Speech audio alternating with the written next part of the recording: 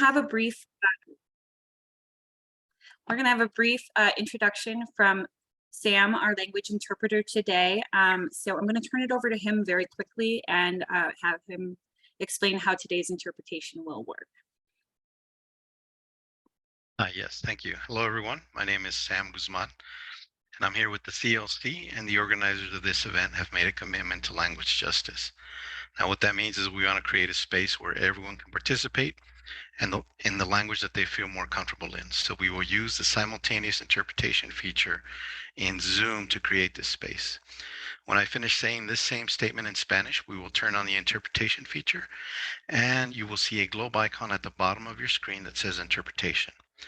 Go ahead and click on that icon, whether you speak English or Spanish, and select your preferred language, in this case, either English or Spanish. And then we'll do a quick sound check on both channels so everyone can hear me in their preferred language.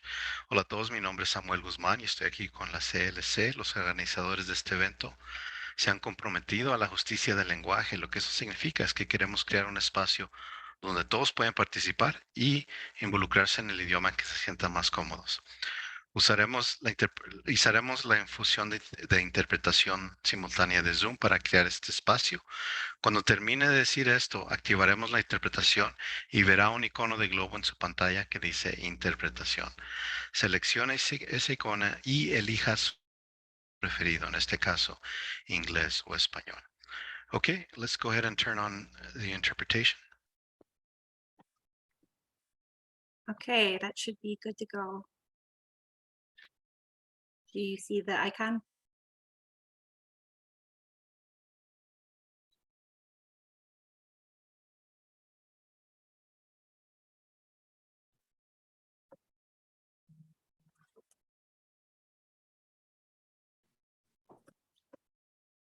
Are you seeing the icon? Yes. Okay.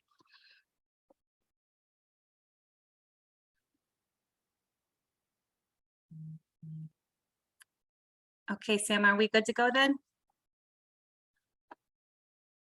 Thank you. All right.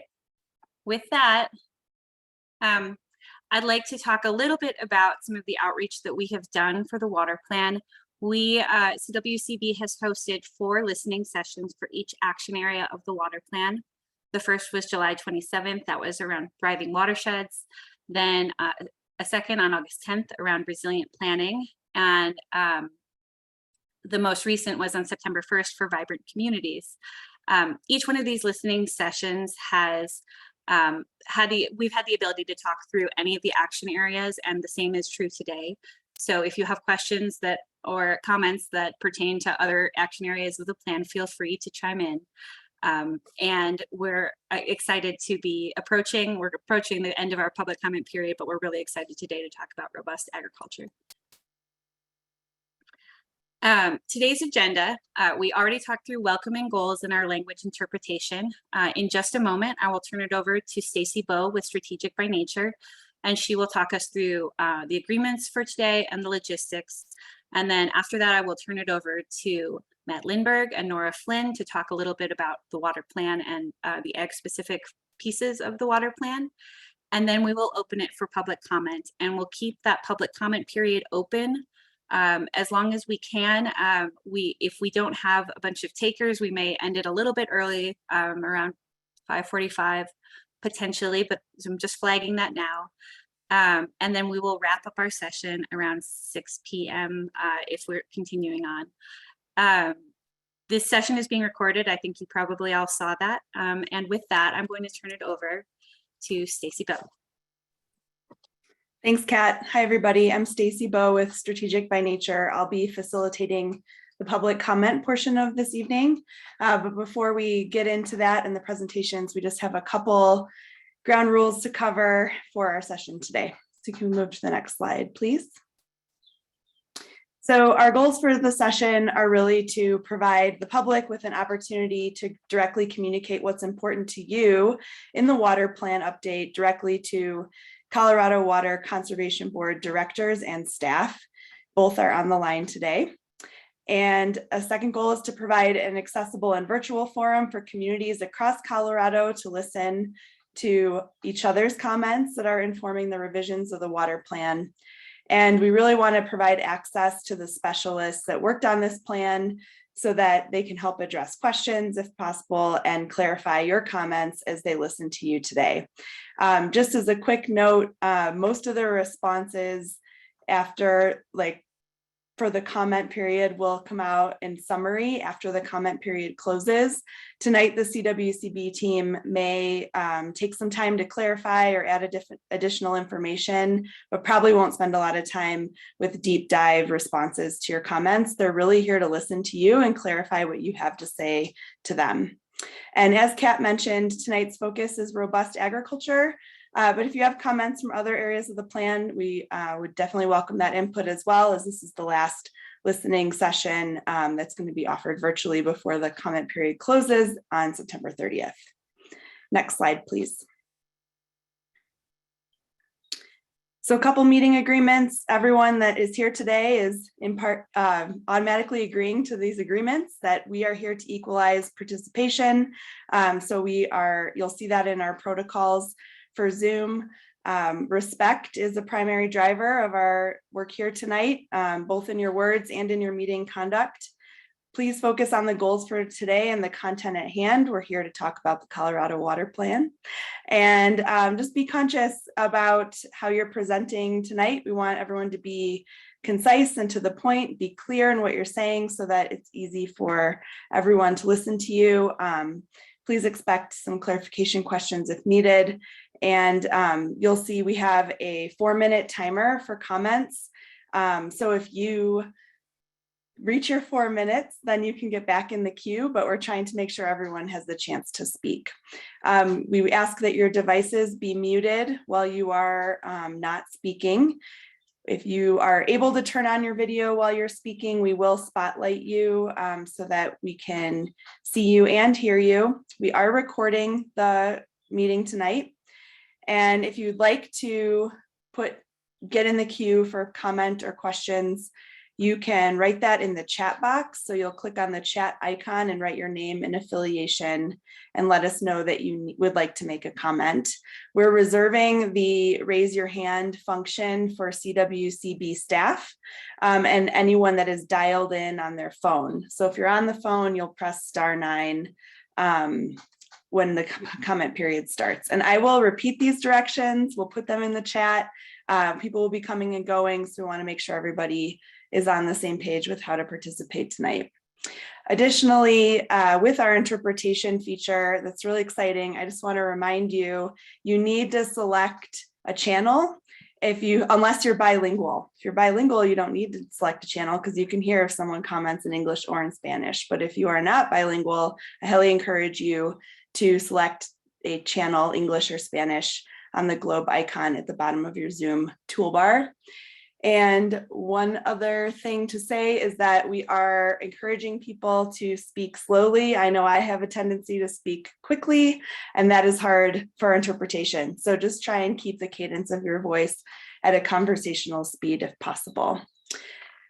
All right, so I will come back to repeat all of these wonderful Zoom protocols later, but for now, I'm going to turn it over to Nora with Colorado Water Conservation Board for her portion of the presentation. Thank you.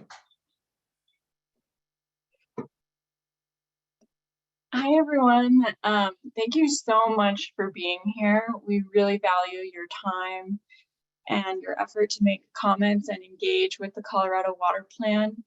We know that the agricultural community is a specific community that's extremely busy. And I'm so excited to see that we've already got 60 people on tonight. And we know that this is a really busy time for many of you. So we're super grateful that you're here. It's awesome to see so many names of folks that I've met this summer. Nice to see you again.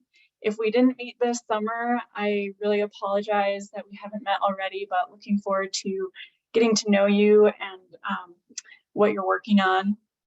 I did, made it around the state as much as I could with 30 engagements with folks over the last 3 months in my role as the agriculture water specialist.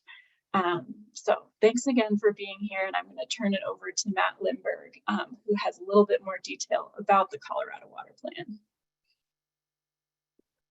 Yeah, thanks, Nora. I work for Brown Caldwell, and we're a firm that is helping the CWCB with the update of the Colorado Water Plan. We're working with a whole bunch of really great experts and other consultants in that capacity. So I'm going to give you a little bit of an overview of where we are on the water plan and also hone in on some of the robust agriculture aspects of the water plan. But before I do that, I'll start by giving you a little bit of a high-level description of the CWCB. Kat, if you could advance the slide. The CWCB is really the primary and main water policy agency at the state. They provide policy direction on water, very focused on water, but they're not a regulatory agency, nor are they an enforcement agency. They have a big focus on projects. They fund a lot of projects. They get involved in projects, but they don't build projects themselves. So they're really, again, sort of focused on water policy, and in that capacity, they were assigned to develop the first Colorado Water Plan, which was published in 2015. It was meant to be a living document that is updated throughout time so that we can adjust to our challenges as they come up. And so they're really the agency that has responsibility for the water plan. And so if you can advance the slide, we have a very cleverly formatted organizational chart for the state. It is in the form of our state flag, but the CWCB, if you squint closely, you might be able to see them in the lower left. They're one of over 200 agencies at the state. Many agencies focus on water and different aspects of water. Some agencies deal with water more tangentially, but CWCB is kind of that primary water supply agency. And I think this figure really sort of illustrates the need for the CWCB to be collaborative, certainly across state agencies, but also to foster collaboration throughout the state. And Kat, if you can advance the slide, that's really, I think, the power of the water plan. Maybe go one more there. The power of the water plan is really bringing people together and building consensus and moving forward to a better water future. And we have a couple of quotes here that illustrate that. Consensus can move mountains from Russ George. Chairman Hart from the Mountain Ute tribe said, change comes from the people. That's really very illustrative of the fact that we all need to work together in order to implement the water plan. Where does the CWCB fit into that? Kat, if you can hit the slide there. The CWCB does several things really, really well. And one of those things is convene groups to talk about water issues. They work across different water use sectors. They work across basin boundaries statewide to help foster collaboration. And that will be so important as we move into the future. They also fund projects. That's a big function of the CWCB, projects that are going to help us meet our future water needs and enhance our natural environment. They also can focus our attention, and they can lead on water issues. Certainly, the water plan fulfills that role of the CWCB. And then they also develop tools, they do research, and provide the kinds of things that we need to help support our decisions moving forward, to help support folks that are out there implementing the water plan every day. And so that's a little bit about where the CWCB sees themselves fitting into that collaborative process. So I want to give you a little bit of background on the water plan itself here. And Kat, if you can advance the slide a little bit. Here's a timeline that goes back to 2015 that leads up to the water plan, but it really started in the early 2000s with the severe drought, with the Hayman fire. Those events really galvanized action and focused our attention on our water supplies and our demands, both now into the future, and set the stage for iterative planning going forward. And so prior to 2015, we had conducted what was called then statewide water supply initiative studies that quantified our supplies, demands, and future risks. In 2005, Basin roundtables were formed via the Water for the 21st Century Act, and that convened group of stakeholders in each of our major river basins to talk about some of their challenges and develop plans to help meet those challenges in the future. All of that information was rolled up into the 2015 water plan. And so now we're on the left side of our timeline here. In 2017, there was a report really on how we were doing with implementing the water plan. And then in 2019, we updated all the foundational technical data and tools that help us look into the future and identify our future risks. That information was then turned over to the 9 basin roundtables. They developed 8 basin implementation plans. The South Platte and Metro roundtables did a joint effort on their basin implementation plan. Those were finalized in 2022, January of 2022, and those describe local basin-specific challenges, achievements that have occurred since 2015, and really their vision and projects to help them meet their future needs. All of that information then is getting rolled up into the 240-some page Colorado Water Plan. These other documents represent thousands and thousands of pages that we're using to create the water plan. We're also relying heavily on stakeholder input, whether that's technical advisory groups that help us look at our assumptions and our technical analyses, to all through the public comment period, in which folks have the opportunity to let us know what they think of the draft water plan. So stakeholder input has really been integrated into this entire process. So if you could advance the slide. The water plan focuses on maintaining and really enhancing a set of water values, and these were described in the original water plan. In fact, they were in then Governor Hickenlooper's executive order that authorized the water plan. And those 3 values are listed here: productive economy, efficient and effective water infrastructure, and a strong environment, healthy watersheds, rivers, streams, and wildlife.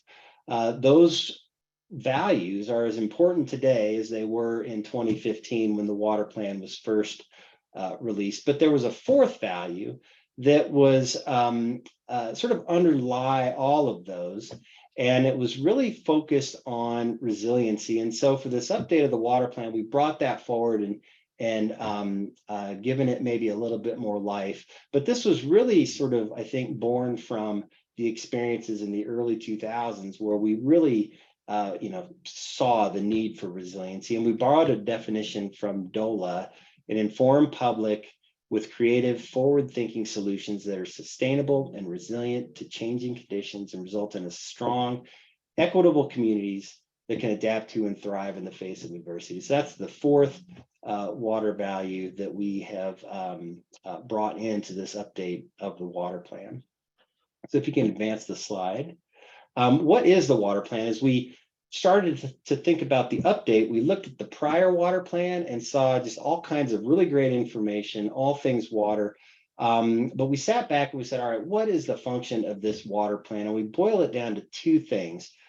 First, it's an opportunity to partner. It really is a megaphone and shines the light on our critical state water issues, provides that vision for folks in the state to get behind, and that fosters collaboration and helps us think about the kinds of projects, the kinds of actions that folks throughout the state can take to help mitigate our future risks and really partner with the CWCB to implement the plan.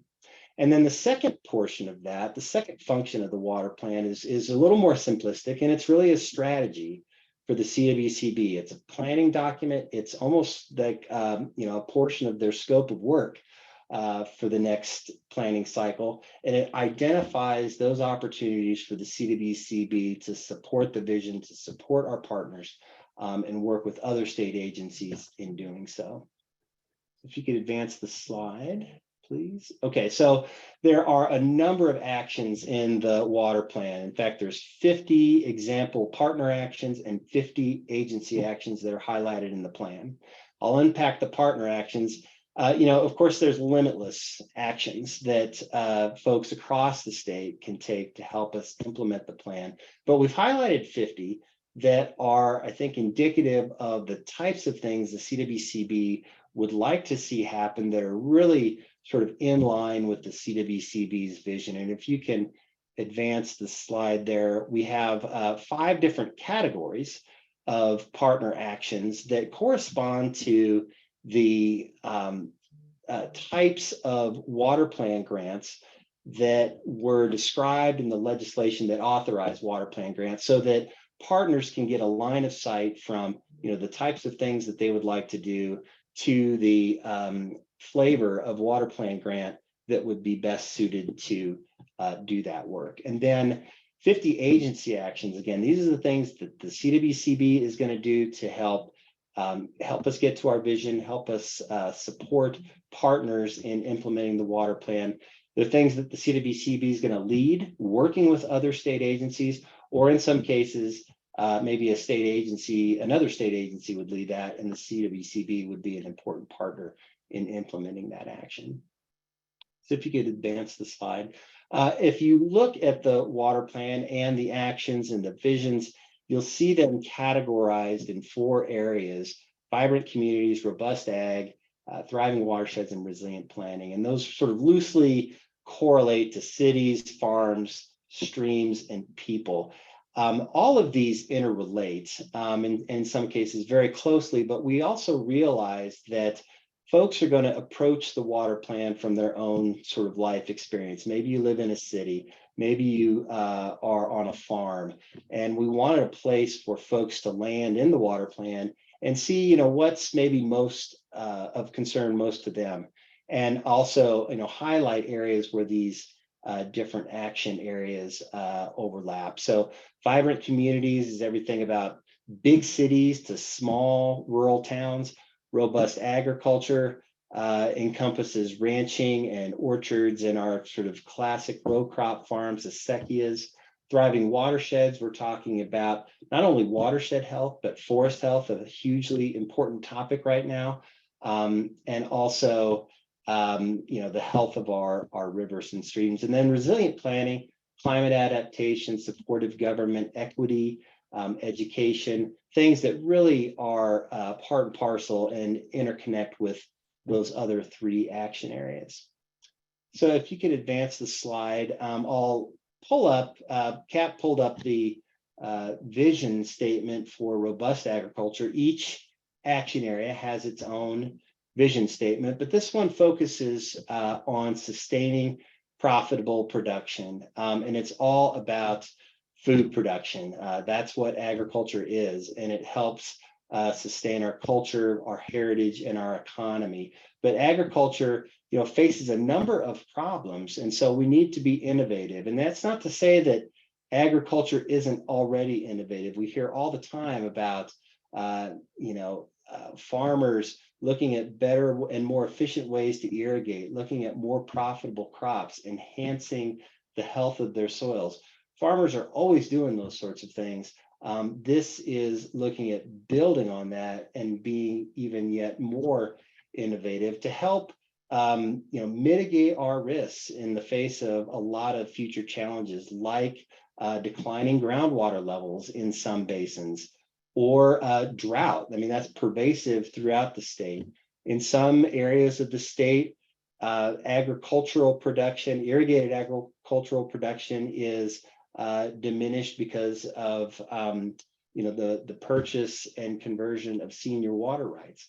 Funding is always an issue to agriculture. And so there are a lot of challenges that we need to be innovative. We need to work together to overcome those and look at partnerships, multi-purpose projects to help keep our irrigated lands in production. And so if you can advance the slide there, just wanted to pull up a few aspects of the water plan that folks have asked about during the public comment period. One, we tend to have a lot of focus on our statewide municipal demands, and this figure in the top right illustrates what our demands and population are now with that bar on the left side, and then also illustrates how those will increase over time due to population growth. Cities are doing a lot to conserve water. In fact, our demands haven't increased that much recently in spite of population growth. But our projections show that, with increased population growth, even with conservation that cities are implementing every day, we still need to, look at ways to meet future water demands. And, municipal water demands are important, but so is agricultural water use. And in fact, it's 60% of our water, or 90% of our water use statewide. And it's an important water use. It helps sustain food production. It sustains our rural economies. Irrigated agriculture also provides habitat. So it's a very important water use. And it's kind of interesting how agriculture uses and reuses water as it moves from our headwaters down to state lines across the state. And that's illustrated in this little figure in the bottom right.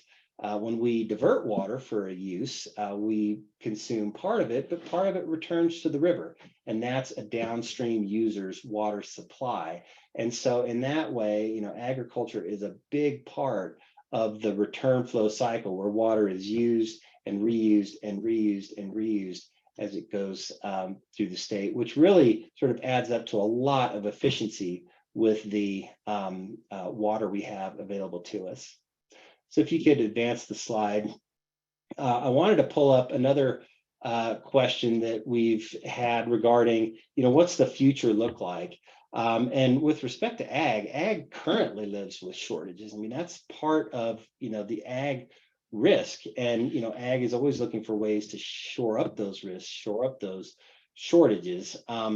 This figure shows 5 future planning scenarios that we've used to look at the future. 3 of those scenarios include some measure of climate change. The 2 on the right have the most climate change. So while agriculture lives with shortages currently, up to 2.5 million acre feet per year statewide, those conditions could get worse. And it's illustrated here in this figure.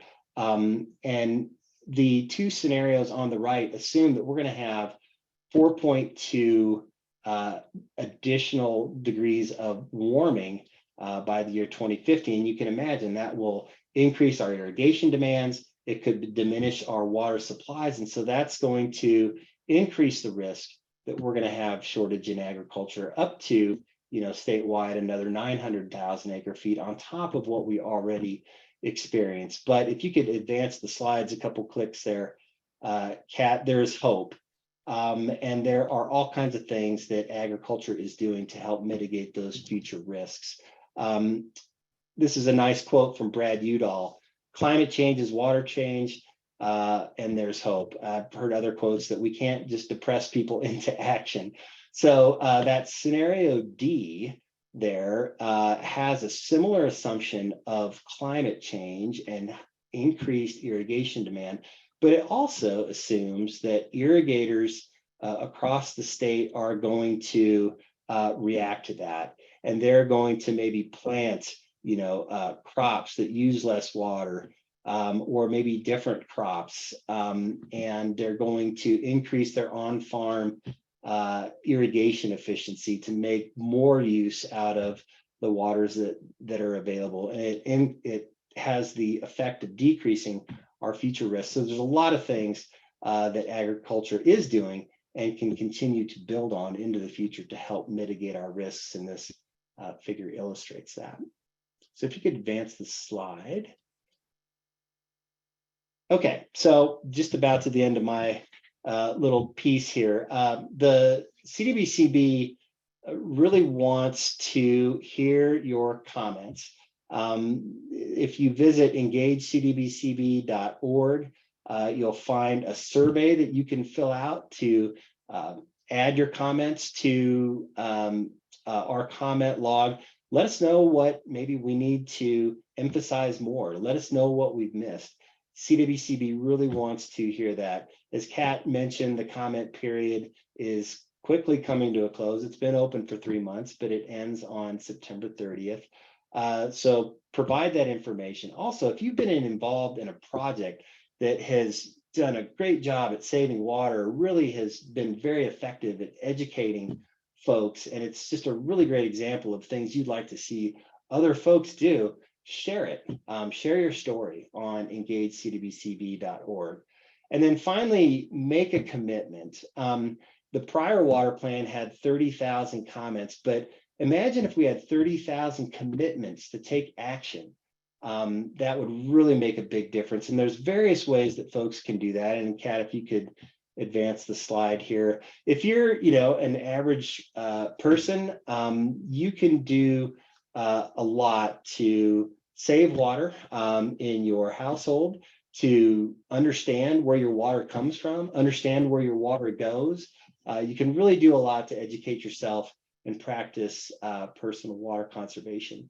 If you have more capacity, maybe you'd like to get involved with some local water issues, attend a CWCB board meeting, attend a Basin roundtable meeting, get involved with your local water conservancy district if you live within one of their boundaries. Or finally, if you have even more focus on water, if that's perhaps your job, or if you have more capacity, apply for a CWCB grant to help implement a project that you see fits with the water plan vision and that makes a difference at a local level.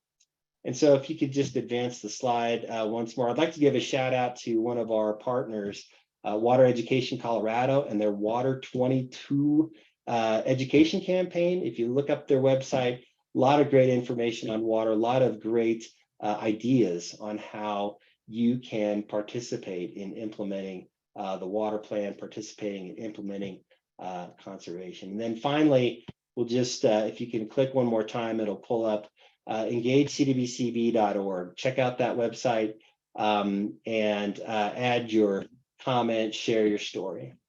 And so with that, I'll turn it back over to Stacy for the public comment portion. Great, thank you, Matt.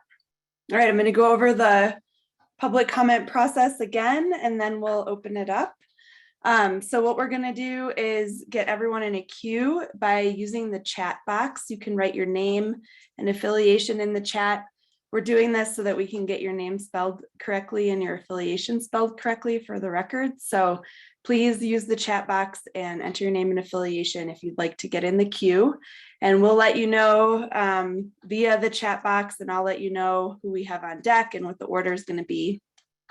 If you're on the phone and you would like to get in the queue, meaning you've dialed in, you can press *9 to get in the queue.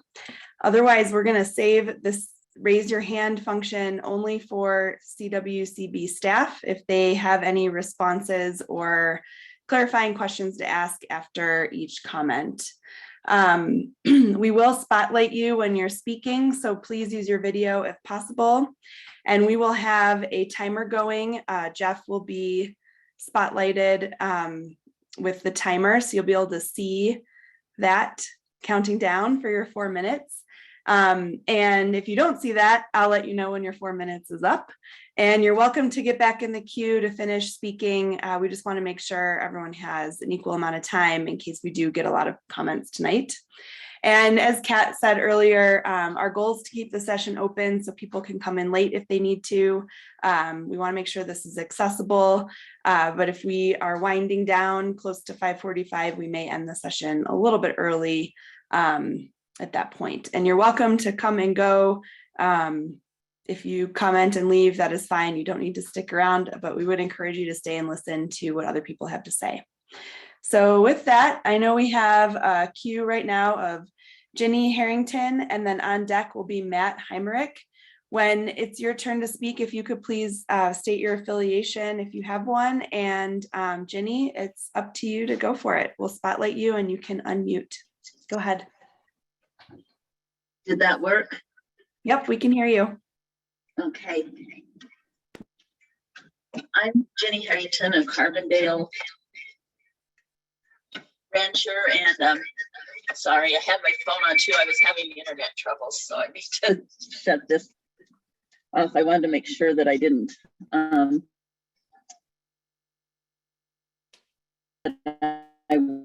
was able to comment, so let me.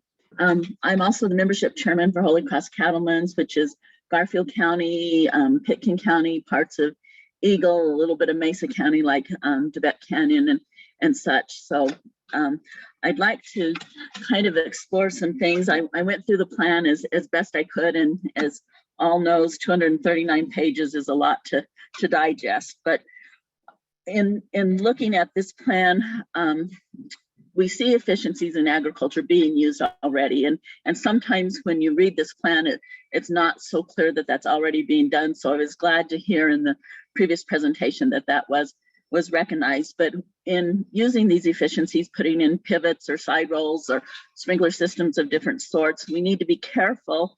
And I would like to see that emphasized somehow, that we don't cross that line where there's no recharge of our aquifers, our groundwater and stuff too, because it's got to be a balance. On the ranch that we live on, that my husband manages, we both have the flood irrigation, and we have pivots, and we have side rolls, and we have big guns, and so and we provide a lot of wildlife habitat. It's not just riparian habitat. You know, the elk have such pressure in our area in Carbondale that 200 head basically live on us, and went to do a second cutting the other day, and they had consumed a lot of that second cutting. But that's something we deal with, providing the wildlife habitat. The wild turkeys have been in my crabapple tree in my front yard for about 3 weeks now. The bears running through, the mule deer. So we need to be careful that we do preserve this wildlife habitat and open space, the ecosystem services that we provide, and that's recognized too. I was concerned too, in looking through the plan, that out of the 27 times I counted on what it was, when food was mentioned, only 2 times it was not inferred that was local food. There's a big export market, and I know that as we tighten down on water, that might change a little bit, but we need the export markets, and I did not see that we were providing food for other folks beyond just always mentioning the local food market. So that did concern me there too. I also have concerns, and have over the years. I'm a 5th generation Montrose and Uray County native, but I have lived out of the state in Montana, worked for the Montana Department of Ag and Industry and Commodity Development and Ag and Barley checkoff programs, and also worked in Colorado here for the Black Canyon Land Trust, worked for a while for the Wilderness Workshop here as a rancher's advocate. So have many interests there, and historic preservation too, working and managing, being the director for the Uray County Historical Society. So I roll all those things together, and I want to make sure that there's not this urban rural disconnect. I feel a lot of times that we aren't doing the things in the urban areas that we could do to help with this. You know, the washing of the cars, the washing off sidewalks, washing off houses, all those things, and not the appropriate kind of plantings and xeriscapes maybe that would be the appropriate there to help out. There's always these development of golf courses and things that I don't think feed people. Livestock production makes use of the non-arable lands, uses public lands, provides the wildlife habitat. So we need to recognize the importance of that. And then I just wondered who defined the robust agriculture terms. It seems kind of like a vague definition, and who's defining the sustainability in there. Many of our producers, I'm involved with Colorado Cattlemen's too, and they've worked on these sustainability issues. They've worked on being conservationists. They've worked on being environmental stewards. And so I want to make sure that that's a definition that encompasses agriculture producers being involved in that too. I thank you for your time. I appreciate what you guys have done. It's a big taking, I guess, that you guys have taken on, and I just want to make sure that agriculture and farming and ranching is well represented, and the definitions and how they would portray stuff, not others portraying it for them. Thank you. Thank you, Jenny. Do any CWCB staff have any clarifications or responses to make quickly before we move on? Okay, we'll keep going. Feel free to raise your hand, staff, if you'd like to come into the conversation as we go. Our next person is Matt Heimrich, and then on deck we'll have Elena Miller-Tercool. And I'm sorry if I mispronounced that. Go ahead, Matt. Well, hello, everybody. I guess for this session, I'm just going to identify as a Crowley County farmer. Our family's been here since 1950, and I farmed here with my wife since '87. I don't have to go into a long explanation of the water transfers and the dry up of something like 95% of the irrigated land in Crowley. But what I've noticed in the plan, and I know this is just a huge undertaking. I'm on the round table. We participated in helping as much as we can, but I have to say that what I'm not seeing, and I don't know how to address it, is the tools that you're citing, whether it be looking at actions in terms of agriculture itself, or specifically agriculture.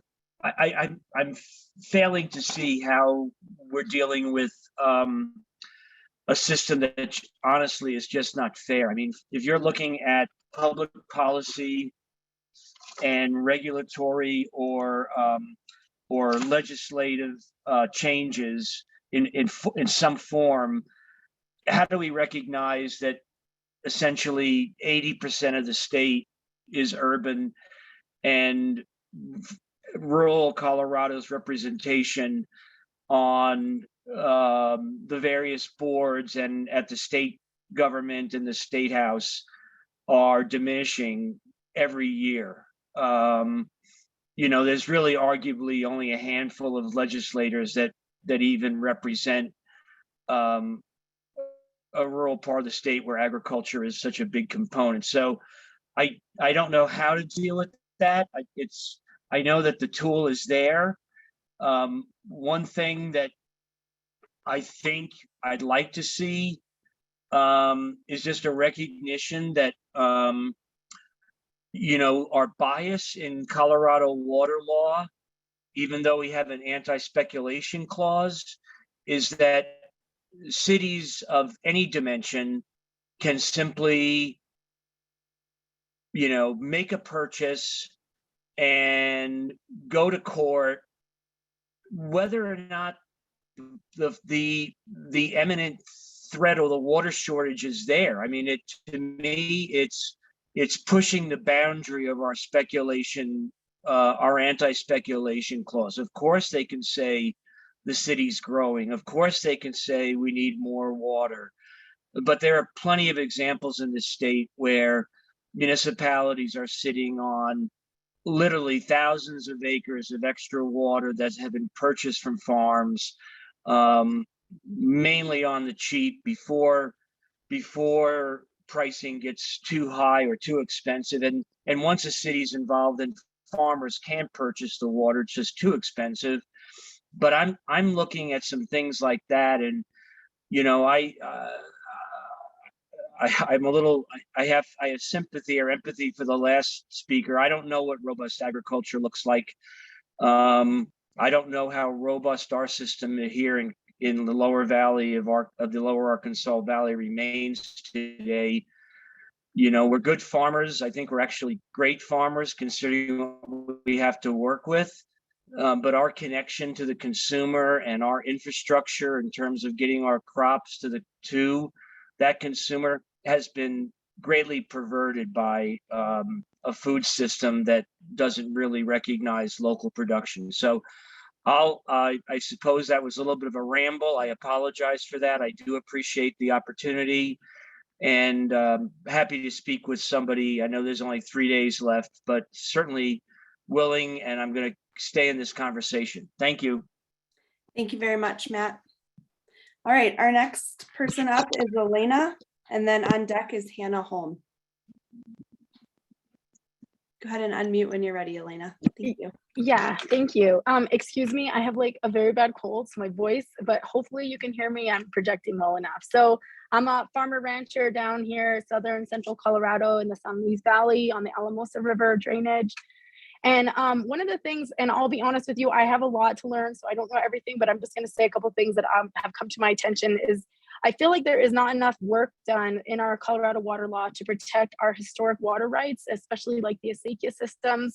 And some of the acequia systems probably wouldn't be defined as acequias anymore because they've kind of fallen under prior appropriation Colorado law. And so I think that's something that we use. We've used these historic water rights. They're from 1867. Some of them are even older down in Conejos County. And there's just like, I'll give you some examples of stuff that's been happening. The irrigation season, for example, that was established through the rules and regulations, basically curtails our historic use. And I understand, oh, well, we don't want favoritism towards well users, towards surface water, but here's the thing, for the last 100 years, we've been really damaged by well users. And the other thing that I think is really important about these acequia systems, these historic water rights, number one, they're preserving like Colorado's history. They're also really important for habitat, which I heard farmers say already, which I appreciate. But also something really important, especially when we look at sustainability, is acequias have a huge impact on recharge. A lot of the acequia systems are actually like right in the recharge areas on a lot of our aquifers between the unconfined and the confined, especially I'm just talking for the San Luis Valley. I'm not familiar with the state, but I'm sure it applies.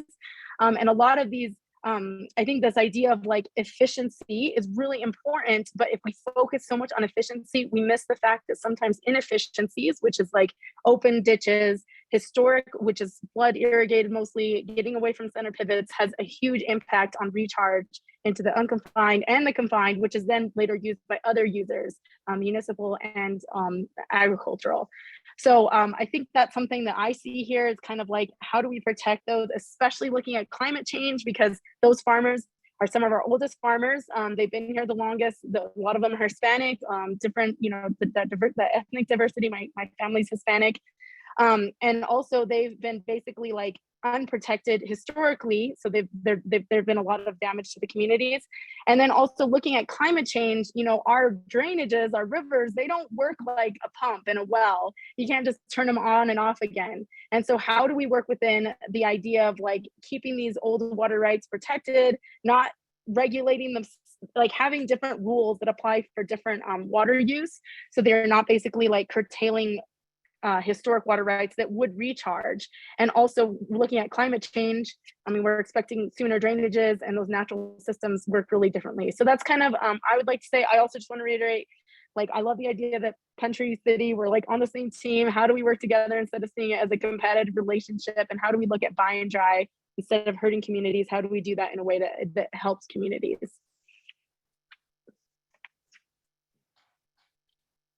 Thank you, Elena. All right, before we go to our next person, which will be Hannah, and Katie Gill will be on deck. I just want to remind anybody that came in since the last time I spoke about the protocol, what the protocol is. So you're going to write your name and affiliation in the chat if you would like to provide public comment, and we will spotlight you when you're speaking. So please turn on your video if you can. And after 4 minutes, we'll ask you to stop. And if you have more to say, you can get back in the queue. And also a reminder of our ground rules for this evening is to be concise and clear and use a conversational speed for our interpreter, Sam. If you just joined us, you can select a channel at the bottom of your Zoom screen, either English if you speak English, or Spanish if you prefer to listen in Spanish. In order to hear comments from both languages as we go through the process. And also we're here in a respectful tone in our voice and conduct in the meeting today. All right, with that, I will turn it over to Hannah for your 4 minutes. Thank you. Hi, thank you so much. I really appreciate the chance to comment and also the comments of the folks that came before me. I work for American Rivers and I'm located in Grand Junction, a community that was built on agriculture, and agriculture is still a really important part of our community. So I just wanted to say two things. One, I want to really applaud the support that is shown in the plan for innovative strategies that can help our farmers and ranchers to thrive in a drier future. I think that the urgency of that cannot really be overstated. I think that's going to be super important to develop more of those adaptation strategies to keep our rural communities healthy, and also support our ability to keep producing food for ourselves and for people in other parts of the world. So appreciate that.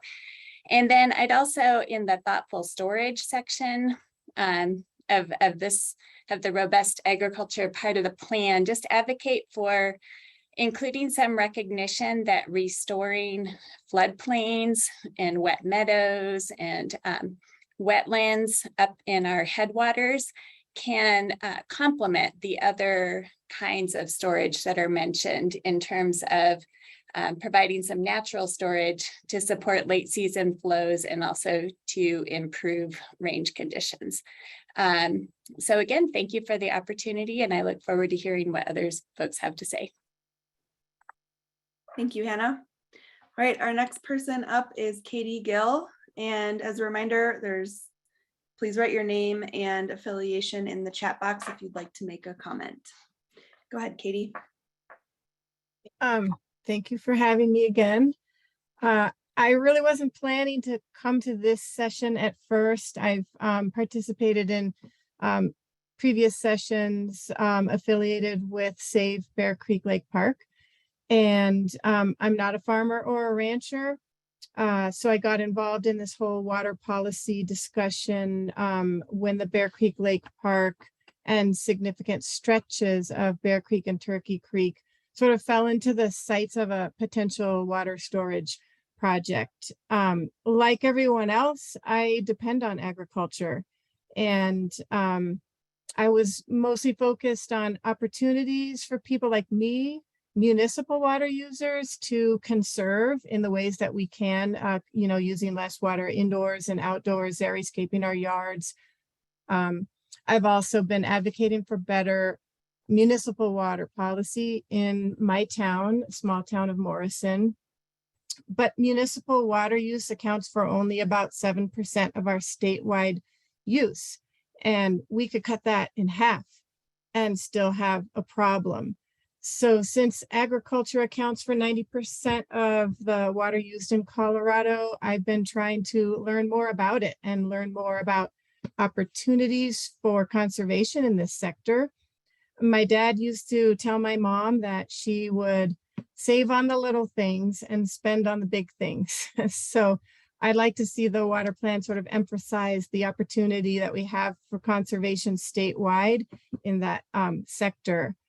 So I've been reading about things like, and again, I'm not a farmer, I'm not a rancher, but there seems to be a lot of hope in soil science, soils management, healthy soils, regenerative agriculture, practices that can conserve water and improve water quality and draw down carbon. So we've talked about thriving watersheds, resilient planning, vibrant communities, and now robust agriculture as interrelated areas and action plans.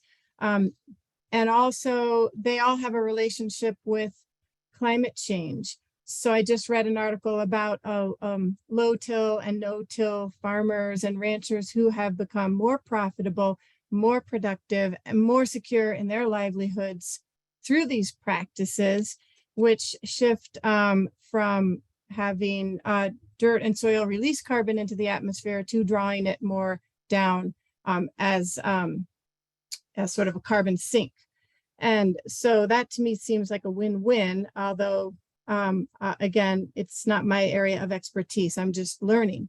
I appreciate the wise water use section in chapter 6, which calls for investing in more efficient conveyance and irrigation infrastructure. Obviously, it must be enormously expensive, and there's probably a lot that can be done there. And the healthy lands section references things to improve soils, soils management, rotational grazing, cover cropping, conservation, tillage. But it's just a few little bullet points in a 239-page plan.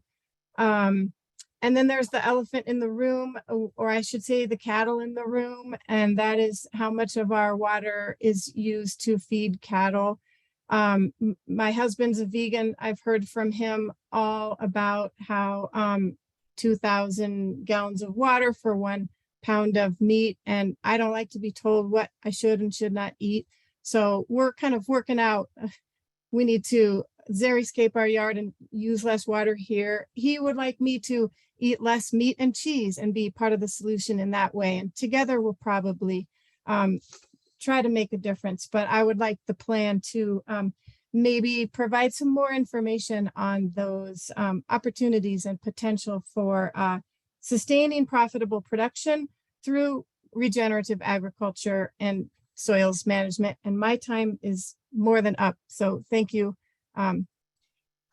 for letting me speak. Thank you, Katie. All right, we don't have anyone on deck, so this is your chance. Put your name and affiliation in the chat box. We'd really like to hear from you. And if you're on the phone, you can use the *9 function to raise your hand. And it looks like we have someone with their hand raised. Fatima, we can let you go. If you could please state your name and your affiliation before you start. Thank you. And thanks, Stacy. Good afternoon, everyone. Sorry, just coming out of the farm and wanted to share some comments. My name is Fatima Imad. I serve as the head farmer for Frontline Farming and work with the Water Equity Coalition. And really wanted to focus my comments today on some of the language around equity, diversity, and inclusion throughout the plan. We recognize that this version of the water plan has really improved and is an ongoing process of conversation and does a lot better than 2015. And while it recognizes that proactive engagement, inclusion of individuals and communities that haven't been traditionally involved in water planning, and that it acknowledges that it's deep, unaddressed societal and institutional issues that pose significant barriers to advancing equity in water policy decisions on page 5 and 6. We're really unclear about the actionable steps to address this. And while equity language is being used, it doesn't really specify who's leading this work or how it will be done.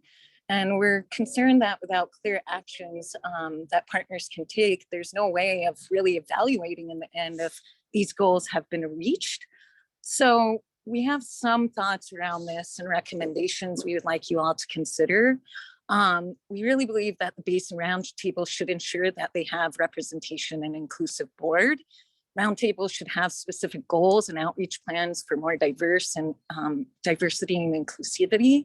We also believe that CWCB should create a permanent advisory board on equity and diversity and inclusion with members of historically underserved communities and experts. We saw the beginning of this meeting representing and speaking about Indigenous claims and people. And so we're concerned about using the language without tangible sort of actions and steps that are to follow. We believe that CWCB there's low-hanging fruit here, should provide resources, meetings, and events that incorporate language justice as a means of inclusion, and that we should really try to ensure access for frontline communities and organizations to economic opportunities that's created by the water plans. So what are specific recommendations of how the water plan will provide resources such as grants and loans for BIPOC and other frontline communities? And then lastly, the water plan really doesn't include a strong enough commitment to respecting the autonomy of the Ute Mountain Ute tribe and Southern Ute tribe. I think this is a big, big concern for us, as we've seen what's happened with prior appropriation and the complete disregard of those who are here on the land first. So you know, a lot of our native tribes here have been excluded from our water decision-making processes. And it's really important that we commit to including this in stronger language. We're happy to see some greater inclusion of the acequias, unlike just a footnote that we saw in the previous ones. But we also believe that there's a lot more that can be done. And I don't want to go into all of our comments right now, but I think that we are having a higher focus on efficiency rather than conservation, and that we want to think about what that means in relationship to our acequias, their genuine participation and not just being lumped under agriculture. And I'm going to leave my comments there for right now. Thank you, Fatima. All right, we have another person in the queue, but before we go there, I'm gonna pause and see if any staff have any responses to the last couple of comments or clarifications that they'd like to make. And I'm expecting you all will just raise your hand if you do, but I'm checking in right now. Okay.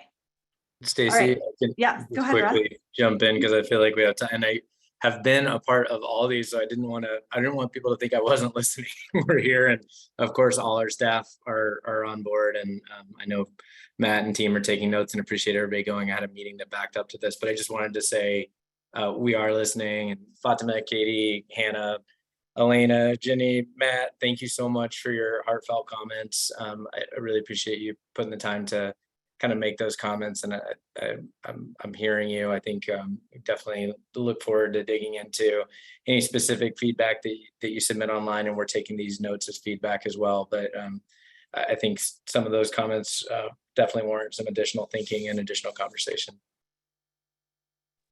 Thank you, Russ. All right, so next in the queue is Jenny Harrington. And I'm just going to remind, I saw some other new people came in, that if you'd like to make a comment, please put your name and affiliation in the chat box and we'll get you into the queue. And we will have a 4-minute timer going. You can see that spotlighted, and we will also spotlight you so that we can see you speaking with your video on if you're able to do that. And I will get us back to the comments. So Jenny is up next, and then we'll go to Zach. And then I will check back in with you all after that. Go ahead, Jenny. Yes, can you hear me? Yes. Oops. Oh, there you go. Okay. I don't want to take much time, but I just wanted to answer to looking at a sustainability site and speaking about water use per pound of beef and those figures that are thrown out. Those figures always take into account that if you're irrigating a pasture, but they haven't taken into account the water that goes back and goes into the streams and stuff too. So I just wanted to make sure that there's a lot of numbers and figures and things being thrown out there. And in fact, today I was speaking to someone in the wildlife sector, and he brought that up to me and reminded me about that the water is going back, the irrigation water and stuff. A lot of that is returning to the stream, so that can't be taken as an actual consumptive use, because a lot of it is going back. And I just wanted to make sure that that was recognized, and that we are working on efficiencies and improving every day and being stewards of the resources given to us and trying to provide for our communities, both local food and beyond that to feed others through exports and such. So I just really appreciate all you guys do and wanted that to be considered, because we hear things like that thrown out when they don't take into the truth of what's going back out there and going back into the stream. They just look at the raw numbers going in. So thank you very much for your time. Thank you, Jenny. And I'll just point out, I heard Matt, when he was presenting on the water plan earlier, say that if you have an innovative project or a story you'd like to share, or probably some additional data or studies that you'd like to point to, you can go to engagecwcb.org and include those as well as your comments on the water plan. So with that, our next up is Zach Salen, and Marilyn Bay Drake is on deck. Zach, go ahead. Hello. My name is Salen. I live and work in Denver, Colorado, but I spend a lot of time hunting on state lands out in the Eastern Plains. And I just wanted to echo something that Ginny said that I thought was really important. Oftentimes we think of ag and agriculture as more, ranch lands, cows, farms, but it also includes a lot of wildlife, both native plants, native animals, from elk all the way down to, smaller animals that, get hunted during small game season. And I think that that connection between those animals and the ranchers and farmers that create habitat that supports them is really critical. And I would love to know about different ways that the Colorado Water Plan is going to help support innovation and smaller scale projects, things like CRP land and, pivot agriculture corner areas, going back to, native landscape and how things like that would be implemented.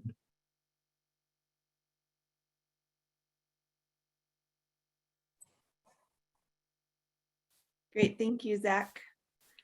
CWCB staff, I may have messed up the spotlight pin situation. Sorry about that. All right, our next person up is Marilyn Bay Drake with Emily Schwaller on deck. Go ahead, Marilyn. Sure, thanks for the opportunity. I am the executive director for the Colorado Fruit and Vegetable Growers Association. And as such, I'm a generalist and water policy is not my strength, but I did just want to make the comment, and I was really glad to see Elena bring it up, that, historic water rights are really something very important to our agricultural producers. And we would really like to, there's folks on the call that can talk much more in detail and educated about this, but I just wanted to say that we would definitely support that the water plan having support of the prior appropriation doctrine within its language.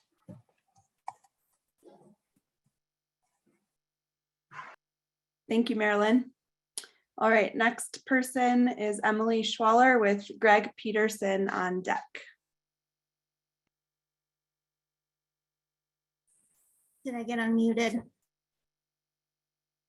Yes, we can hear you. Okay.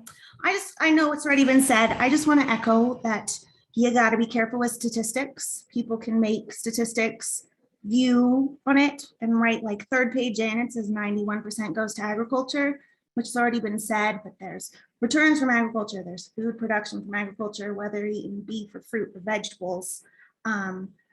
And that there is in your action plans a good bit for funding for ag infrastructure improvements and grant opportunities, but that technical assistance seems to be lacking for people. I work out of an NRCS office. We get calls daily, ag producers on all levels looking for help in updating their ag infrastructure. So if there's any way that the plan could also address some technical support for ag producers looking for help, not just the funding. Thank you, Emily. Thank you. All right, next is Greg Peterson with Cole Dickerson on deck. All right. Well, thank you. I'll just try to touch on a couple of things. And I think first off, I thank you all for putting this product together. I know it is a ton of work, and at times I'm sure you feel like you're hitting your head against a wall, and we really appreciate it. And I think that just the effort you put to pull us all together and force us to talk to each other, that's invaluable. And so thank you for that. And I think that this update, in terms of how it talks about agriculture, I think it's a big improvement over the first edition of the water plan, where that focused so much on alternative transfer methods. And now you're even talking about protecting agricultural water quality, integrating ag into local government planning. But I think most importantly, in my experience, you're actually backing up your words with action. And the amount of funding that you have supplied from the Water Plan Grant Fund, Water Reserve Supply Fund has invested heavily in agriculture. I mean, you all travel often throughout the state to meet with people that I represent and work with. I mean, now that products like the new technical service grant. And so Emily Schwaller, that's something that I think they just got online to really help us where we don't have the capacity to go after these federal funds, and that can be invaluable for us. I mean, you've generously supported programs like the Master Irrigator Program, Drought Advisors, and we really appreciate that. And I think that this is a great document. I want to reiterate, I always have to, we have some of the most progressive farmers in this state, in this country. And I mean, no-till, minimum till agriculture, that was pioneered in southeastern Colorado by people like John Stolp and his family.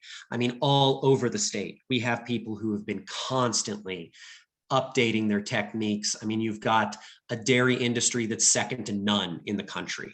You've got farmers like Troy Seaworth up in northeastern Colorado using satellites for their irrigation to help plan their irrigation. I think we have incredibly productive farmers. There's more work we can do, and we are working on it. It's just trying to get around those obstacles. The only real concern that I have is how can the water plan protect and advance the doctrine of prior appropriation? We're allocating millions of dollars and years of planning to address our water issues. How relevant will this planning and how relevant will some of these projects be if we lose this system of water law, or if it's changed and we have the public trust doctrine imposed upon us? I mean, we're investing so much. I would hate to see those gains lost. And we need to include prior appropriation as a tool in the water plan update, similar to other institutional tools in the draft plan, like funding, policy, regulations, public outreach. And we need agency and partner actions that serve to protect this system.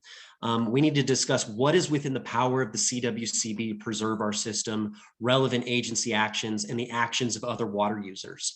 There's growing criticism of water law in Colorado. And we're not going to lose water law to a well thought out alternative. We're going to lose it to empty one-liners like no one should have water rights, or everyone should have water, or prior appropriation is old, despite the fact that we're constantly updating it, and it is thousands of years younger than other systems like the riparian system or the public trust doctrine. And we hope that education can resolve some of this criticism, but we need to do more than just outreach. And I'm aware that the water plan has been a lengthy process, but we can't wait 10 years for the next update on this. We need to explain ourselves, and we need to explain this system of law and just how efficient and how we need something that works in the rural West and the arid West. And so we'd be more than happy working in the future on this with the CWCB. Thank you. Thank you, Greg. All right, our next up is Cole Dickerson. Hey everyone, it's good to be here. I want to first off express my gratitude to the CWCB for really taking the Colorado Water Plan seriously and engaging with us all today. I am with the Colorado Water and Equity Partnership, and I will start by saying overall, we recognize that this updated plan is doing a little bit better job in terms of recognizing the importance of equity and justice integration into Colorado water management. But I will echo Fatima Ahmad and say that we're not seeing strong enough commitments to this work and to actionable goals. Our fear is that this language, although it's recognized as important, it's not being totally thought out in terms of how we can successfully engage historically underrepresented communities, how we can ensure that the past harm from exclusion in terms of Colorado water management can not be continued.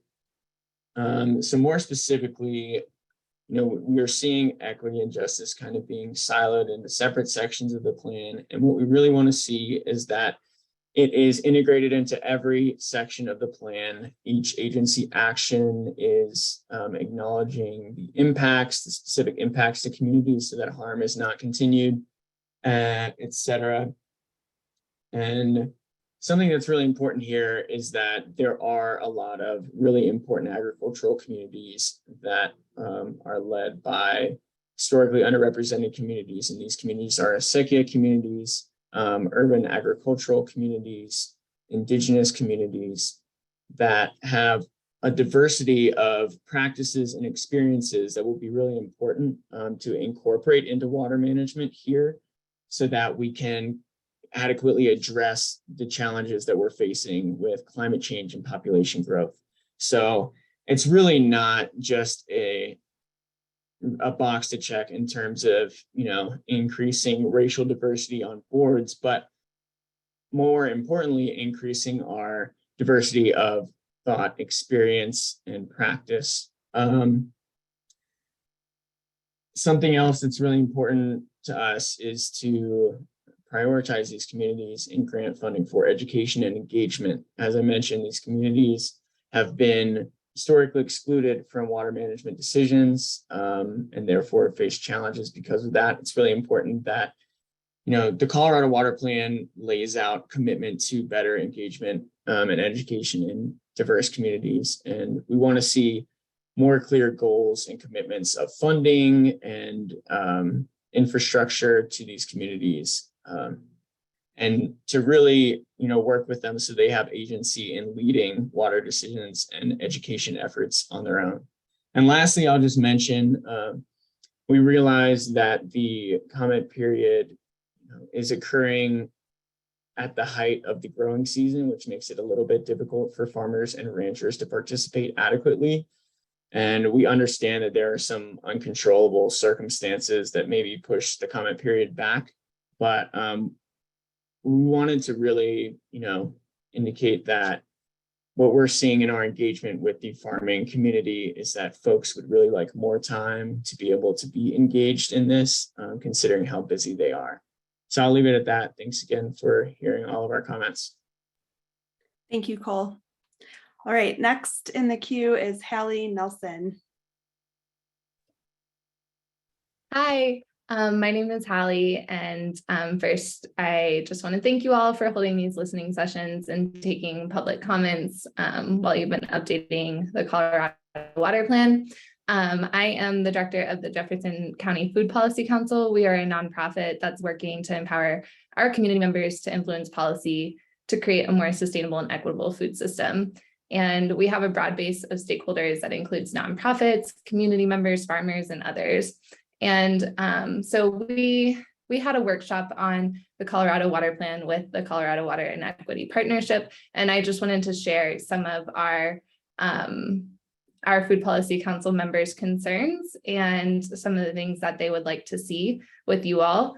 So first off, we are standing with the Colorado Water Equity Partnership in their calls for greater integration of justice and equity into the plan. Our council members were concerned about the disparities for communities of color in accessing water in Colorado, especially with the disparate practices of water rights historically that left out the inclusion of Indigenous people. Our members also wanted to see more education on where our water comes from and on water policy in Colorado. They were really interested and engaged in the workshop that we held. And so I think that education piece is really important. They want to see education, especially for marginalized and or historically underrepresented communities, and make sure that we take into account language justice and provide that education in multiple languages. Our council would also like to see more equitable access to water. So like I mentioned, we work with a lot of urban farmers in Jefferson County, and new farm ownership is really challenging due to a lack of water availability. And the historic construct of water rights ownership limits new farmers' access to water. So this inequitable ownership leads to disparities for our communities of color and under-resourced communities. It affects farmers and residents in Wheat Ridge and Lakewood. And we would like to see more equitable distribution. And then last, we'd like to see more diverse representation on the Colorado Water and Conservation Board as well. So thank you all for the time. Thank you, Hallie. All right, before we go to our next two in the queue, I'm going to pause and see if there's any CWCB staff that want to say anything? Okay. Hey, hi, Stacey. I can Hi. chime in. Okay. Just again, to kind of, and I'm trying to capture my own notes and make sure I thank everybody, but I think our Zach, Marilyn, Emily, Greg, Cole, Hallie, thank you for your comments. A lot there and a lot of those pieces. I mean, maybe just a few things to kind of first touch on is, well, first, Marilyn, I would be remiss. I think one of our board directors, Director Sakata's on, and he'd be very happy that we have representation from Fruit Growers and Veggie and Fruit Growers Association, and was instrumental in making sure we had a lot of pictures of food in the plan, which we may double down on. On your points on water law, and Greg Peterson, I think hit on this pretty well too, and understanding there are both sides of the issue. But I think as Matt kind of teed up in the first part of the presentation, we talk about the water plan, and it really is our opportunity to kind of highlight these challenges in the state. But at the end of the day, in a most simple format, it's a strategy document for CWCB, and through the lens of what we do, there are just things that we do and don't kind of directly address, including, and maybe Greg has a point, that there are ways that we can help prop up and support aspects of water law. I think on the other end of the equation, there are always opportunities to look at where we can be flexible. But our job is not to rewrite water law or do anything other than support it. I will also thank our directors for having in their early review of drafts kind of a strong thought behind making sure that we were clear about reinforcing water law. And so we will take these comments back and think about that. But I think it's a critical part. History of things and where we're at now, I do just feel like I want to note that both of our two federally recognized tribes are clear partners with us. We recognize them as sovereign entities and work with them as such, especially on Colorado River issues. But I was just down in Toyac meeting with Chairman Hart in person, which was great because we've just had a number of kind of Zoom meetings over the last couple of years together, and both the Ute, Mountain Ute, and Southern Ute were very instrumental, not just in this phase. And it's really important to note that this is not the last bite of the apple. Big public documents always tend to get a lot of attention, but really the hardest work, and where we need all of you pulling together, especially where there's ideas, and the water plan is big enough to house all ideas. I mean, the whole intent would be to keep it broad enough to be able to do that, is to have people come in for grants and do the good work and make it happen. And many of the people that are speaking are, folks I think that we have in some ways helped funded to, in some cases, or would be happy to fund in every case, I'm sure. We don't say no to a ton of projects. We do make sure that they're good projects. And a lot of those, including, Greg Peterson talking about ag innovation, or Fatima talking about, how to increase equity. These are things that we fund. And we think about and we want to support. And those are great examples of where the hard work is done by the community.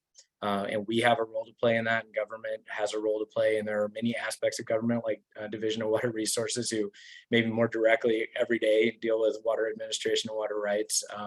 And there is ability in the plan, I think, for us to harness, and we've tried to, where we can, get buy-in from other agencies to partner on that. But it's very much written through the lens of what we can do. So when we're hearing your comments, I'll just kind of note that we have done a lot in a lot of these areas. I think to strengthen those, I think maybe you're highlighting areas where we can dive in more and tweak things. And we certainly will take that all to heart and make the appropriate tweaks that we can make, and coordinate with our board on that as well. But there's also just going to be some things that we can't always incorporate. But I think, again, when we're doing our job right, we're keeping it big enough to be able to house all these discussions and provide support for all of them. And I definitely am very encouraged by all the participation in this group. I think the comment was made, and we had owned this from the beginning, and really worked hard. And that's what you heard Nora in her presentation talk about, getting out to ag community and trying to get to a lot of the ag groups, because we know people are in the field. At the same time, this is a 90-day public comment period, which is a longer public comment period than you get for a lot of federal documents that are much longer in length. It's longer comment period than we allowed for basin implementation plans, which were collectively much longer than the water plan. and a longer comment period from the technical update that underlined it. But all of these are just iterative actions that we take to kind of include people along the way. And so as we work through this water plan, as we head down the road of implementation, as we think about the next technical update, when we look at where things are trending, when we look at the next basin implementation plans, we definitely encourage all that participation along the way. It's great to have, and again, as Matt said, the water plan acts as a bit of a megaphone. It kind of gives a lot of people a kind of rallying point. But what we really need you for is the long haul, because we can't do it alone. And we need your help to do it together and continue this great conversation. So thanks so much. Thank you, Russ. All right, I'm just going to take a quick pause to say we have about 30 minutes left, maybe 25 with closing comments in our public comment period. So if you would like to make a comment, please put your name and affiliation in the chat and we will get you in the queue. At this point, we have Fatima and then Doug Monger is on deck. Go ahead, Fatima. Great, thank you so much. I think one of our deeper concerns around the Colorado Water Plan right now and for the future has sort of been the process. It feels like for many of us, while this has had many years for renewal, feels like we have been included at such a late stage in the process. And whether that's even thinking about the Equity Commission that was created by the governor, and how that fits into any recommendations here, as it was created, then completely disintegrated right before this. And I think that the bigger issue is that it really obscures and devalues substantive knowledge, ecological, cultural, sociological, and insights that acequias, tribal farmers, and BIPOC people can really bring to this process if they were involved from the get-go. And I really want to urge the next CWP process and research to not repeat this mistake. It's really a narrowing of the knowledge and cultural diversity, and is really about how we can have more robust forms of knowledge to inform us to do better. I also just want to remark, as people that come from communities that have been marginalized or dealt with oppression that's articulated by institutions and systems, if we truly include institutions of local government, then we would the Acequia associations, which if we were really looking at true place-based history in this bioregion, we would acknowledge that it came prior to prior.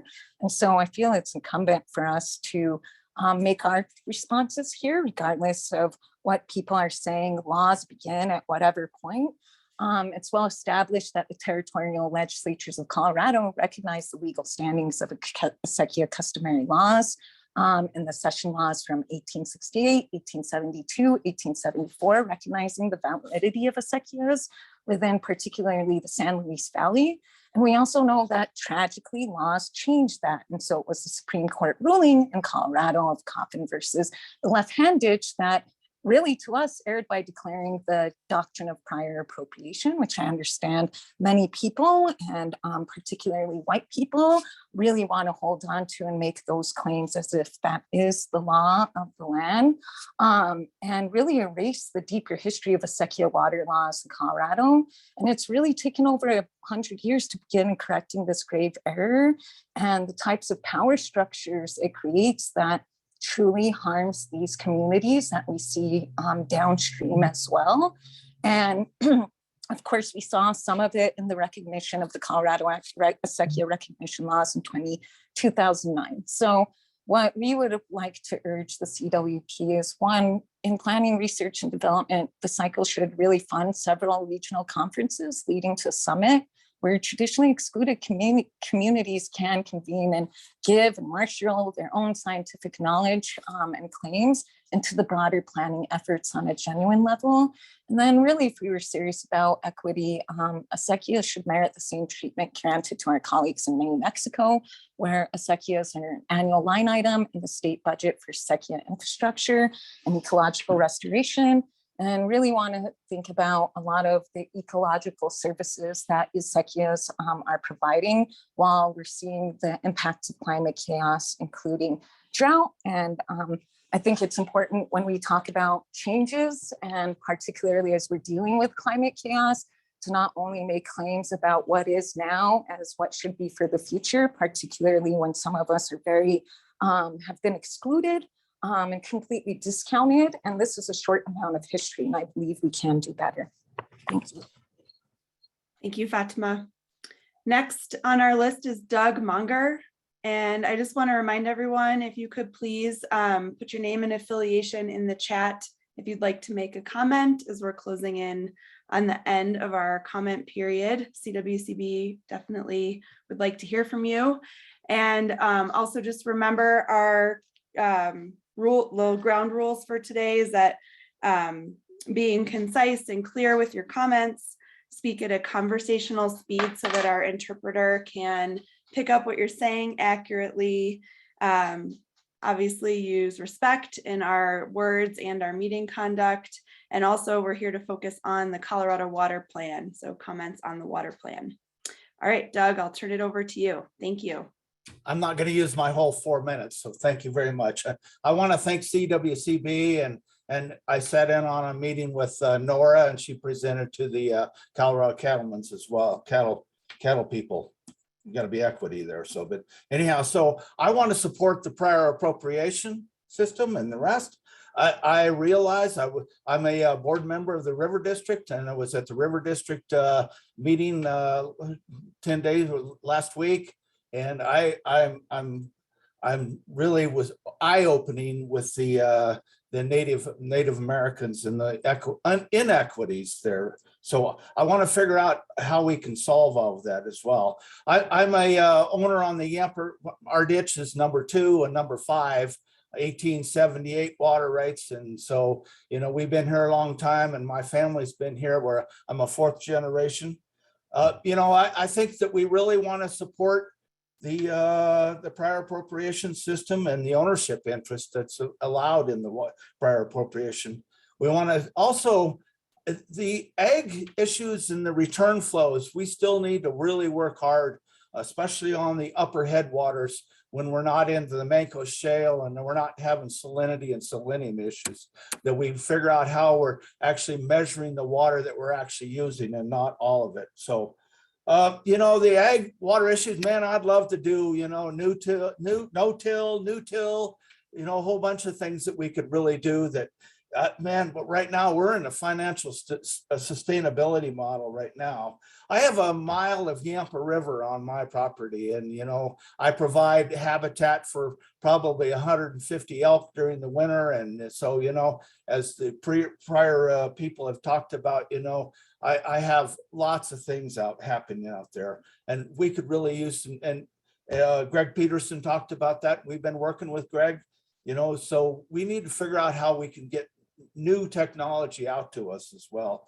And I really am really concerned when we start talking about equity. I'll be respectful how we're talking about equity in Westminster. So, and when we don't have, and we're still going to support the prior appropriation system. So I just want to make sure that we have a system of water law, and that's what we should be living by, and that the water plan should sustain that and the rest. And thank you very much for your time.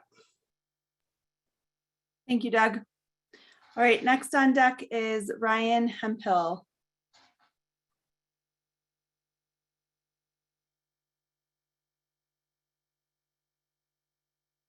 Ryan, you're on mute. If you could start over and unmute, and please state your affiliation also.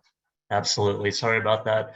Thank you, Stacy. My name is Ryan Hemphill. I'm a farmer in southeastern Colorado, and it's all irrigated farm ground. And my family also ranches in the area. And I'd like to start by just saying thank you to the Water Conservation Board and staff for all the time that you put into this document. To be clear up front, I just downloaded it, so anything that I say, if it's already included in there, I apologize. But there were a couple of things that were on my mind as I listened to discussion for the last hour and a half. And so whenever I hear talk about irrigated agriculture in Colorado, and we hear the number 85 to 90% of the water in Colorado is used in agriculture. It kind of makes me feel guilty as a farmer. I hear that number and I say, man, we're not, we're not doing a very good job. We're where's all this stuff going? Why do we need this?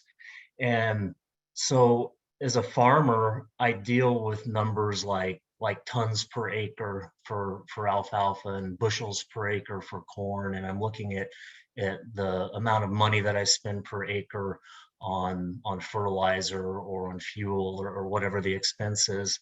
And in terms of water, I use numbers like inches of water per acre to grow a particular crop, or acre feet of water diverted in a year.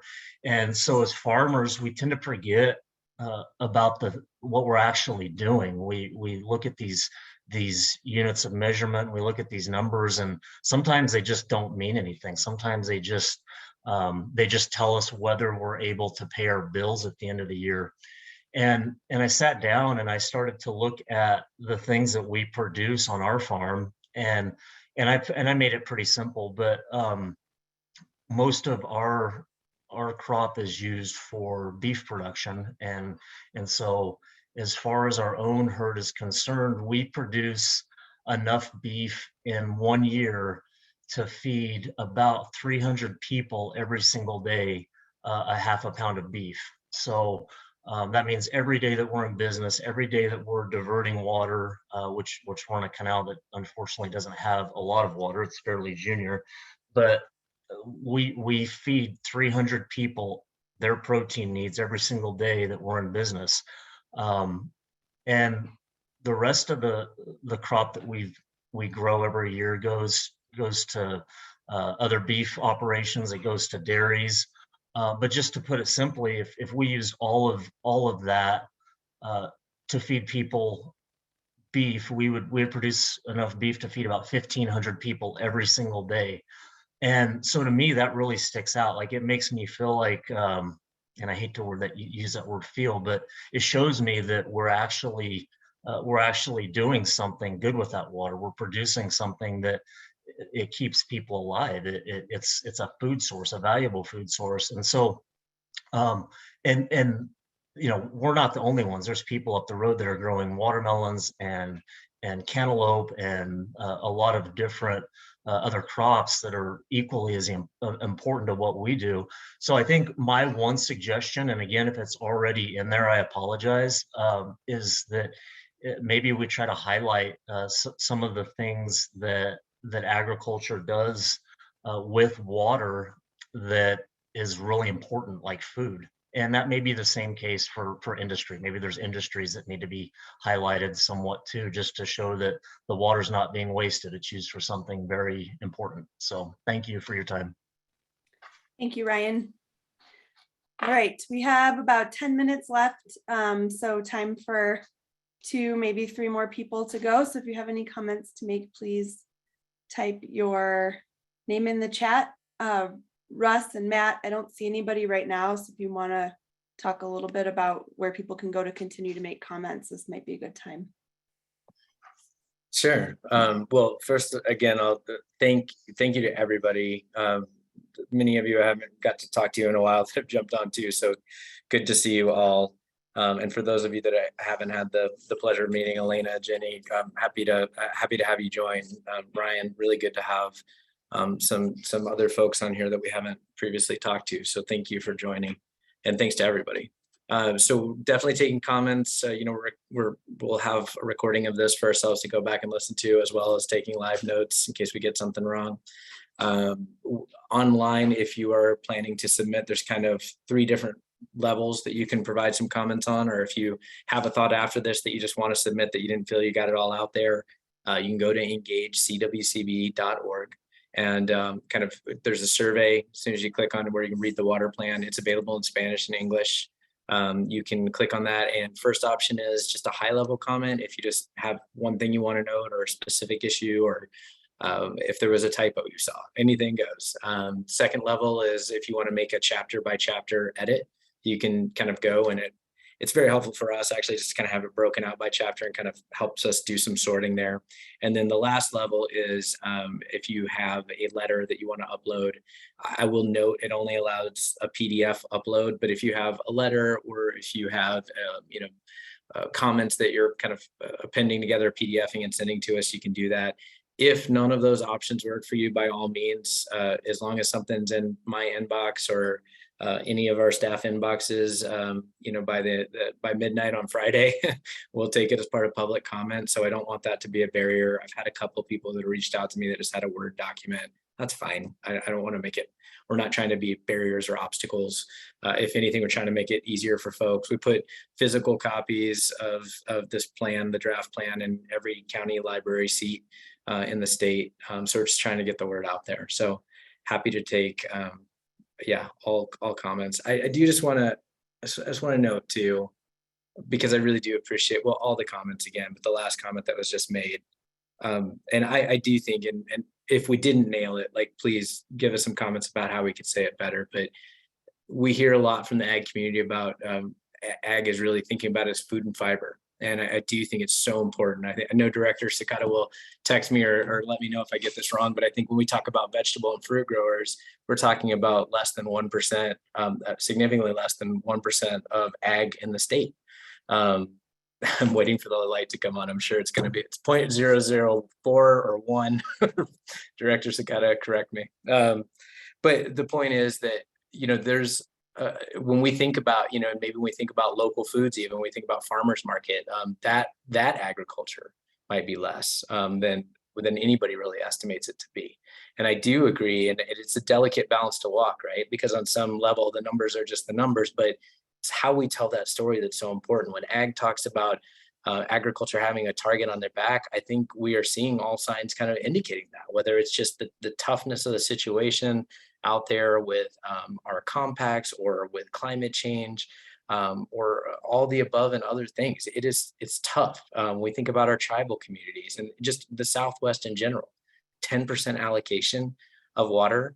That's tough. It's almost impossible to think about up in this neck of the woods if we had a 10% allocation for agriculture from northern water, for example, or for cities for that matter. So it is important to get that story right, I think, and agriculture does so much for us. The water does return, is used multiple times, and it does a lot for environment. I think that was kind of pointed out as well. So we've tried to nail that in there, and I hope that we've gotten that right, but really appreciate those comments that are kind of directing us that way. And I will just say that I do think it's a fundamental misunderstanding that maybe the biggest thing the water plan could achieve is just helping us realize how connected we are.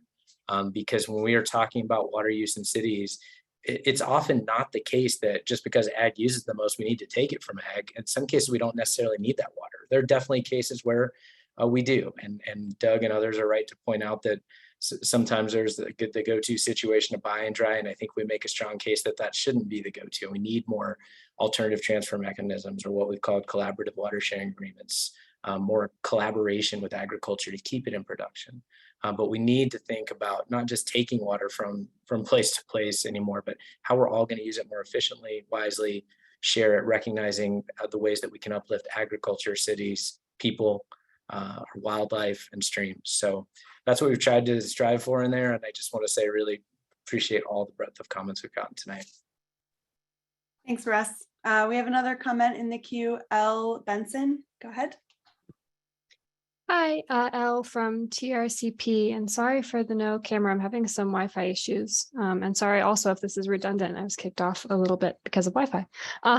But really just wanted to say thank you for putting this all together and having the opportunity for input on the final plan. And I'll keep this brief, but two things that I think would be great to build off of is there's a ton of federal funding available right now through the Infrastructure Investment and Jobs Act and the Inflation Reduction Act. And so I think it'd be great to see the board include a more detailed strategy in the final plan that commits to like a detailed interagency funding strategy that identifies and resolves funding obstacles like limited capacity and a lack of technical assistance. I know that technical assistance component was touched on earlier, but another part of that is that there was $5 million established under the Federal Technical Assistance Grants for Colorado Water Projects Program from ARPA dollars. to support technical assistance grants that will enable Colorado to more competitively apply for federal funds through the Infrastructure Investment and Jobs Act and then the Inflation Reduction Act. And I know this is still in its early stages, but I think we anticipate that there will be a high demand for these funds across the state. And so it would be great if the plan could recognize the value of these investments and continue evaluating opportunities in making the technical assistance resources post 2024 when these funds need to be obligated. But that's it. Thank you so much. Really appreciate you and everybody who gave comments before this. Thank you, Elle. All right, we're in our last 10 minutes or so of comments. So if you have a comment, please write your name in the chat, or if you're on the phone, you can select *9 and we will get you in the queue. So I'm just gonna hang out here for a minute. Oh, we've got Greg Peterson popped up, so I'll hand it over to you, Greg. Yeah, I just wanted to somewhat advertise and thank CWCB at the same time. So we got a big chunk of money that we've been packaged together with environmental organizations and been working closely with the Nature Conservancy, American Rivers, TU, and for drought resilience projects throughout the state. And we're looking at, and I understand how difficult it is to actually conserve water in an agricultural setting and still be profitable. I mean, it isn't easy. And there are a few opportunities, but we are receiving calls and we're trying to fund these projects throughout the state looking at this. And I mean, we're getting a lot of great, interesting ideas. They're all out there and we're trying to support those. And I mean, whether you're in the Republican river system, the San Luis Valley, the Colorado River system, I know we're all facing a lot of issues at the moment. But I think no better than our community are the ones to address those. And there's a lot of great ideas out there. And so if you have a project and we're funding people who are trying switching crops, reducing evaporation, switching the kind of grass mixes they're growing, innovative infrastructure projects, and this is all from the CWCB, who really supported this a lot. And we'd be let us know at the Ag Water Alliance, and we'll be more than helpful to see if we can support your project. Thank you, Greg. And it looks like Hannah put a link to that in the chat if anyone is interested, or I'm sure you could reach out directly to CWCB and they can point you in the right direction for that funding. All right, we have time for one more comment. Is anybody game?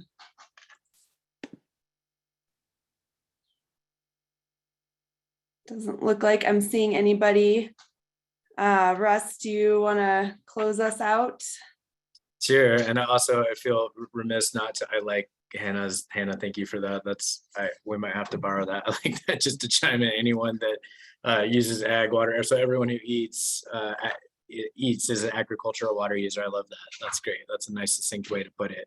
And maybe helps when I get those comments and I'm presenting to municipal users who want to take water from ag. And, the dynamics are what they are in the state, but to the extent that we can encourage people to think about the ag we're going to save, I think we do ourselves a lot of favors in the state. That's how we're going to really think about uplifting all of us together. And we need everyone. So for all the comments that have talked about equity, I think Cole said it's not about checking boxes. It's absolutely not about checking boxes. The truth is that we can't have resilience without thinking about equity. I recognize that can be a touchy subject and others want us to lean in more, but the bottom line is we're going to do this together across all sectors, across all people.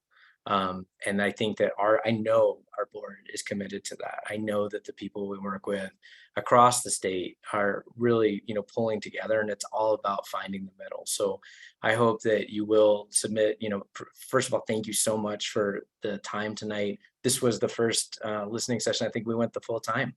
I didn't know that we were going to get so much enthusiasm about this, and had been working so hard because I was kind of afraid we wouldn't get as much ag interest at the end. So thank you for, and especially those of you who have never spoken to me before specifically or come to a meeting like this. Thank you. It's so great to have your voices, and don't stop. Keep going. Greg, I'm very excited about the grant that Greg got. I'm excited about grants that other speakers here have, and the good work that's being done. One of the biggest ways that we have to engage with the public, and the reason the water plan is kind of split between the partner actions and the agency actions, is because we really measure success by the grants and loans that we move forward to projects, and those projects get built on the ground by you. So, get inspired, or work with, Greg, or work with others to, bring more grant ideas to us. We have unprecedented levels of funding right now. There's opportunities. I heard some of those calls for technical assistance, and there are many groups that are looking at that. CWCB got $5 million through the legislature to provide some additional technical assistance. So let's see where we can help out, and don't be shy about reaching out to us or coming to a board meeting. So again, thank you for being here tonight. Please go on to engage CWCB if you have more lengthy comments to make. I really just appreciate everybody, and thank you for all you do. And Doug, thank you for the kind words there again.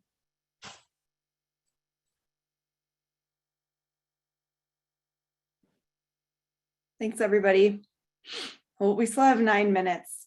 Your closing comments took less time than I anticipated. So if anyone has one last public comment to make, we can squeeze you in.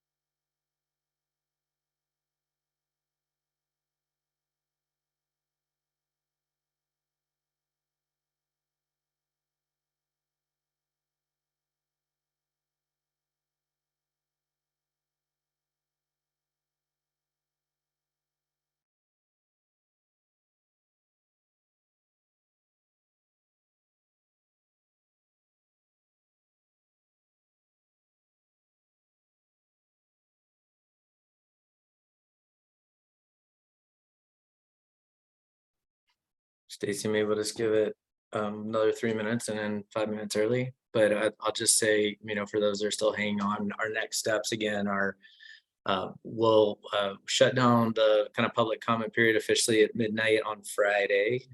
So it's been a long haul. We've got a lot of input along the way. It's been fun getting out to all, I think, and some of my team members are on the phone, maybe making the last of the trips. And even we'll give a shout out to Matt, if he is still on, Matt Heimrich, who helped us with one of the outreach events that we had, but really trying to make an effort to get out to all 64 counties. And that has been probably a bigger lift than maybe we anticipated it to be, or at least maybe I was told it was going to be a big lift. And I was like, nah, we got it. It's a big lift. But we did it. We just wanted to show up and let people know we care. A lot of those events have been equity focused, and we've worked with some consultant teams to kind of really try to lean in on that area. I'm really excited that we've gotten a lot of comments in Spanish. So there's a lot of good work that's going on. Our next steps after this will be to really digest the bulk of comments we get. I expect it to be a lot. My experience has been with CWCB and outside of it is that a lot of comments will filter in the last hour on Friday night.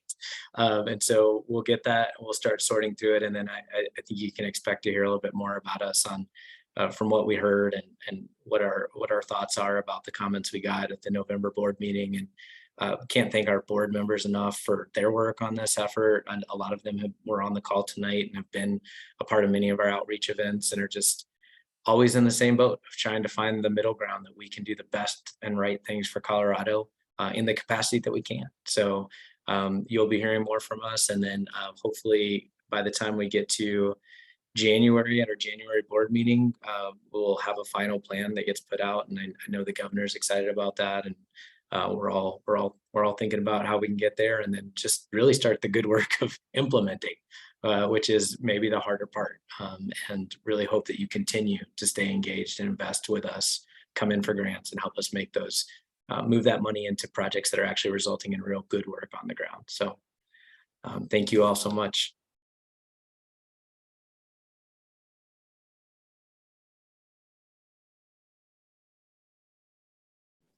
I don't see anyone else in the queue, Russ, so I think we're good. I will say one more thing because I knew I would get that text. Director Sagata clarifies that 0.0147% of all agriculture in the state of Colorado is vegetable and fruit growers, which is just a mind-blowingly small number when you think about most people's probably thought process around what agriculture is goes there immediately. But we have a lot of agriculture in the state, and it's really about how we can protect a lot of that, I think, is the struggle that we're going to have ahead of us. Thank you all so much. Thanks, Stacy, for your time too. Yep. Thank you, everybody. Have a great night.